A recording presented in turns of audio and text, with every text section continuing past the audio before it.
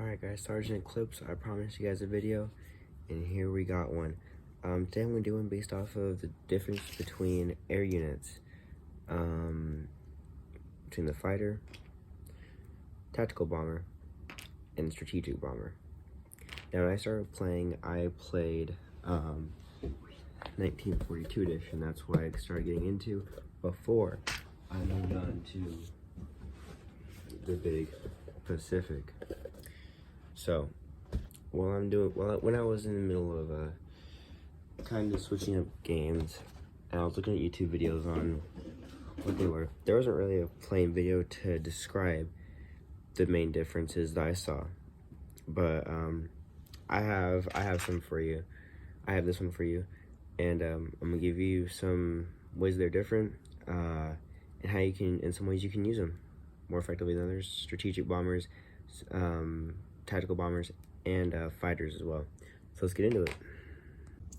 Alright, so we're gonna get into this part right here. As y'all know, the fighters, they cost about 10 IPCs depending on the game. For the games you're playing, 10 IPCs what they should cost.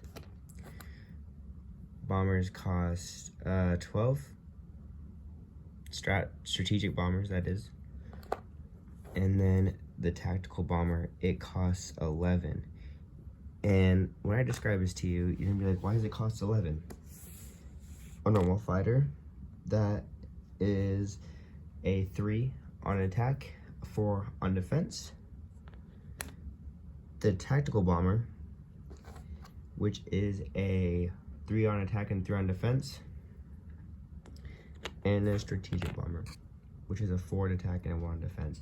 You're saying, wait, why does a 3-3 cost more than a 1-1? Well, if you go into battle with a fighter and a strategic bomber, it increases it to a 4 for the attack. So it's a 4 attack and a 3 defense. Unlike this, which is a 3 attack and a 4 defense. See much rush in with all these big strategic bombers. Now, each of them have their upsides and their downsides. Strategic bombers cannot land on aircraft carriers, but they do have more range. This has a range of 4. The tactical bomber does. And same with the normal fighter. They also have a range of 4.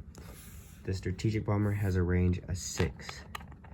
Though it cannot be landed on aircraft carriers, the tactical bomber, for one, it fits right on nicely, and 2, it can be shipped around on carriers, while the bomber has to land on either an island or just any territory controlled like normal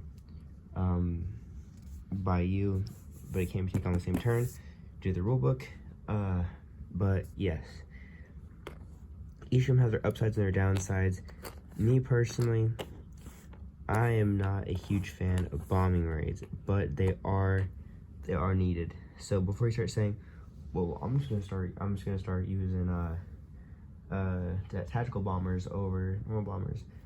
Here's the thing: tactical bombers only increase their damage by 1 on attack. That's their only buff.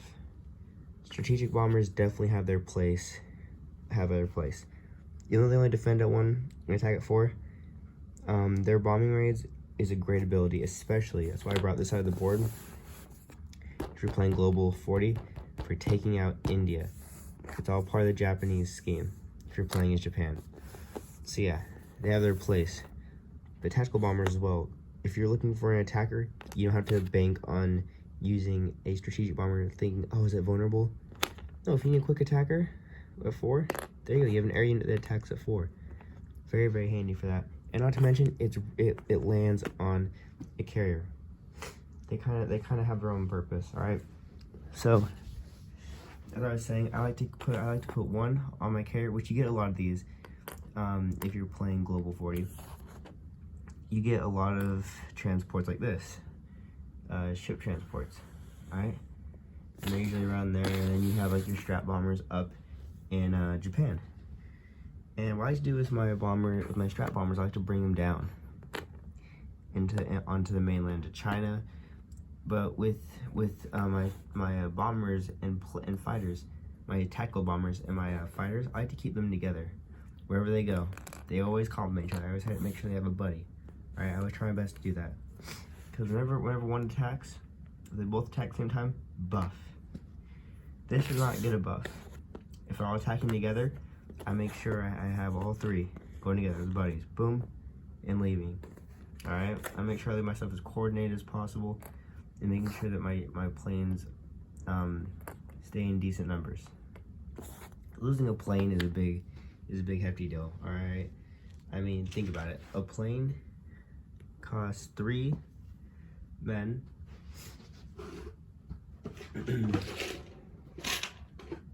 Wait a second. Let me try this out for you. All right, costs 3 men. Now on top of that, you can also save 1 IPC as well. Like I said, that's what you can get for one of these right here, just a fighter. A fighter is equal to all of this as well. In the moment, it may not be, but that's what it generally equates to. This, you kind of understand what I'm getting at. Could be that, and be it saving 2. Another way you can take it is it costs a tank and an artillery. All right, or like I said, if it's the tactical, tank, artillery, and 1 IPC. Now, if you're talking about a strategic bomber, boom, that's a tank, artillery, and 2 IPCs you could have saved. You're saying 2 IPCs, that's no big deal. Yeah. Wait till you're saying, dang, I'm only 2 IPCs away. Yeah, that's when that saying comes back to bite you. But yeah, all I'm trying to put down is that your planes are very valuable, especially if you're Germany. Enormously valuable. I'm sure this is here to teach you a little bit of how to keep your planes. Teaching you to keep your planes together as much as you can, if needs be. But also to teach you about the difference between tactical, strategic, and kind of how they work and how I like to use them personally. You may obviously have your own preference, but that's how I like to use them. And that should be all for the battle board. All right, coming back from the battle board. Yeah, that's about it for the video. If you have anything else, comment down below. Yeah, that's about it. I had a fun time making this video. I've always been wanting to make this video since I figured out what tactical and strategic bombers were. Like the first time I ever saw them, I'm like, what's the difference? And I thought that for a couple of days until I had to watch a video where it came like, oh, but I wish I could have looked it up and I could have found it myself. And I hope that's what this video does for you, for the new players trying to get into the game. And I've looked on the Reddit. I've been on the Reddit page for Axis and Allies, and I have been looking and seeing that there are a bunch of new players, so I will do a new player's buyer guide and kind of show you rabbit hole that I went down, or some other rabbit holes that you could go down. I will see when I do that. I'll post it whenever I can.